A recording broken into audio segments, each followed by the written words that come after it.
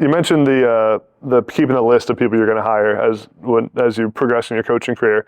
During your time throughout the ranks of college football, how were you preparing to be a head coach? Were you keeping a coach's manual? Were you keeping notes on how you were going to handle discipline, how you were going to handle academics when you got your opportunity? Yeah, I think I always took good notes as far as a guy sitting on the outside of the room. As okay, this is how he did it. I would do it the same or not. I think I've learned to be myself in this process, but ultimately, whatever job I was in, I was always preparing myself for the next one by doing a good job in the job I had, right? Trying to make sure I was the best at what I was doing. But, Mel Tucker was a great guy to learn from when I was there at Georgia. As him as the defensive coordinator, every time he'd make a call, I'd kind of go back after the game and say, okay, how would I have done that? Yeah. And I learned a lot from.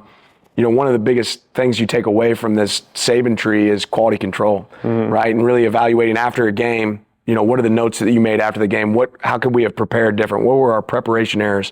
For me, it was the same thing when I'm talking about job preparation. Like, okay, how did Kirby handle this? How did Nick handle this? And how would I have handled it different? That's something I think I always took, detailed notes on that kind of prepare me for down the road. Yeah.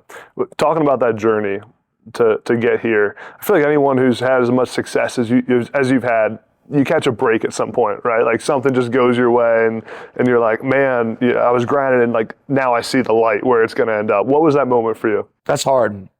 I mean, because there's been several of them, right? Yeah. There's several moments where I'm like, okay, I can make it. Either being on the wrong end of it where maybe you're not having that much success, but you see this guy that made it and you're like, I can do that. If this guy can make it, I can make it. And I had a lot of those moments early in my career. Later in my career, I mean, so many opportunities where you're just pinching yourself that you're like, I can't believe I'm in this moment. Being a graduate assistant in Alabama with that staff that we had was extremely special. Mike giving me an opportunity at Memphis. It's one of the best quality of life jobs I think I've ever had, being at Memphis where you knew you were going to win. You get to coach really hard, tough-nosed players. That was really, a lot of fun. And then getting to go to Georgia and coach, some of the best of the absolute best around some of the best of the best. Being in a national championship game, there's nothing that really compares to those feelings.